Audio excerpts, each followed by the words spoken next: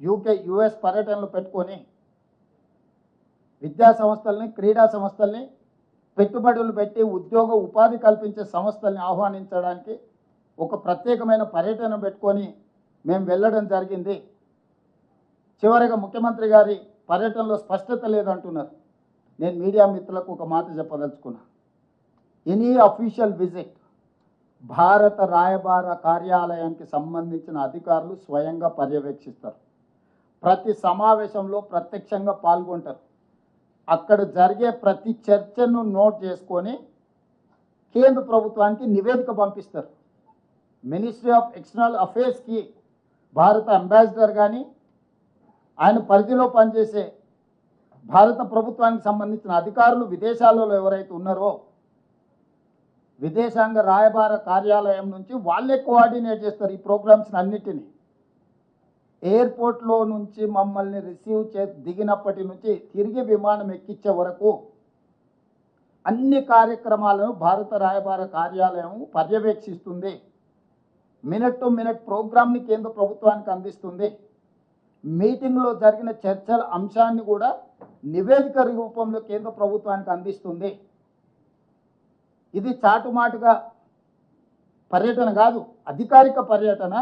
అధికారిక పర్యటనలో భారత రాయబార కార్యాలయం ఏ దేశానికి వెళ్తే ఆ దేశానికి ఎందుకు ముందస్తుగా సమాచారం అందిస్తాం? వాళ్ళు తగిన ఏర్పాట్లు చేసుకోవడానికి ఈ సమాచారాన్ని అంతా అందిస్తాం. కాబట్టి ఇవన్నీ అందించి ఇవన్నీ ఎక్స్టర్నల్ అఫేర్స్ మినిస్టర్ తెలియదా? ఆయన కూడా ఇంతకుముందు అంబాసిడర్గానే పనిచేసింది కదా విదేశాలలో. జయశంకర్ గారు గతంలో మంత్రి కాకంటే ముందు విదేశాంగ కార్యదర్శిగా పనిచేసింది కదా వారికి మొత్తం వివరాలు తెలుసు కదా. ఒక తెలంగాణ రాష్ట్ర ముఖ్యమంత్రి పర్యటనను తిరస్కరిస్తున్నారు అని అంటే సమీక్షించకుండా సమాచారాన్ని సేకరించకుండా ప్రధానమంత్రిగా దృష్టిలో లేకుంటే ఇలాంటి సంఘటనలు జరుగుతాయా? తెలంగాణ అంటే చులకన, తెలంగాణ అంటే చిన్నచూపు, తెలంగాణ అంటే వివక్ష. తెలంగాణ అభివృద్ధిని ఏ విధంగా అడ్డుకోవాలని గుజరాతీ నాయకత్వం ఈరోజు కుట్ర చేస్తున్నది.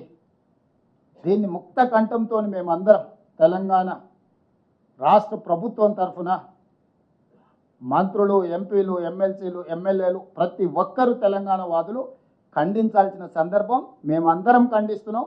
మీడియా మిత్రులు కూడా ఈ విషయాన్ని ప్రజలందరికీ చేరే విధంగా ఈరోజు మీరు ఈ కార్యాచరణ తీసుకొని ముందుకు వెళ్ళాలి. ఇది ఒక రేవంత్ రెడ్డికి జరిగిన అవమానం కాదు, 4 కోట్ల తెలంగాణ ప్రజలకు, తెలంగాణ రాష్ట్ర ప్రభుత్వానికి జరిగిన అవమానంగా భావించి ఈ విషయాలన్నిటిని కూడా ప్రజలకు చేరవేయాల్సిందిగా మీడియా మిత్రులను కోరుకుంటున్నాను.